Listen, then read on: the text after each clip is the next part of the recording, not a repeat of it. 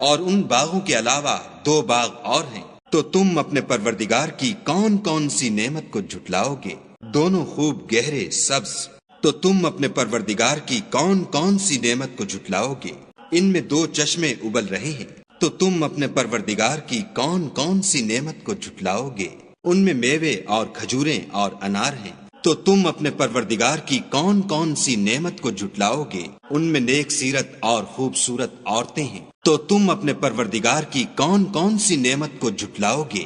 وہ حوریں ہیں جو خیموں میں مستور ہیں، تو تم اپنے پروردگار کی کون کون سی نعمت کو جھٹلاؤ گے؟